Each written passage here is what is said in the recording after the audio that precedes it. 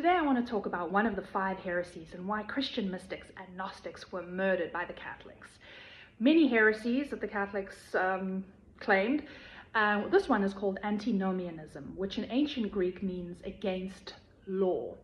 So the Brethren of the Free Spirit, for example, were a mystical sect that were condemned for this belief in 1431 in Basel.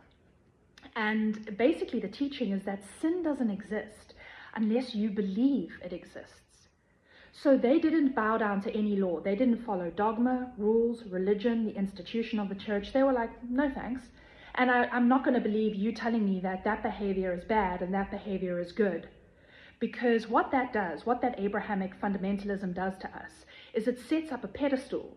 And because we can never reach that ideal of perfection, we then walk around with a deep-seated sense of shame and guilt, right? So anybody knows, if you've been through a struggle with addiction, say, to substances or a person, when you beat yourself up for using, you're such a piece of shit, look at you, you messed up again,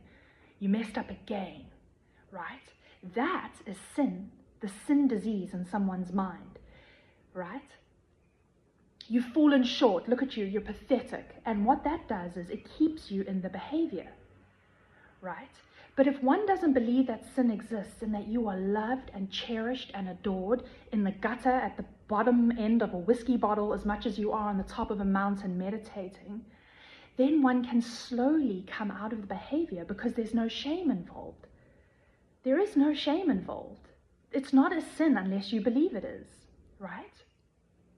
So this is the kind of nun I am as well. I think some people see nun and they associate it with the Catholic kind of tradition, where I'm like, oh, you're so ascetic, you're just bowing down to the rules. Oh no, my friend. If anybody knows me well, which my friends do, I'm the rebel. I'm the one just dropping bombs, dropping F-bombs, doing what the fuck I want.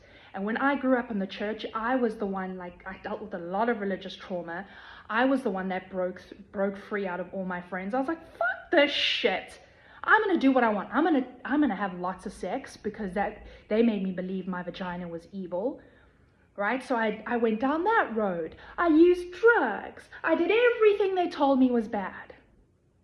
And I enjoyed them and I learned things through them. You learn through all kinds of pleasures. That's Tantra. There is no renunciation. Nothing is a sin. And I came to a place of asceticism out of my own desire. That's the difference. The mystic comes here out of their own desire, having let go of all the rules and not caring.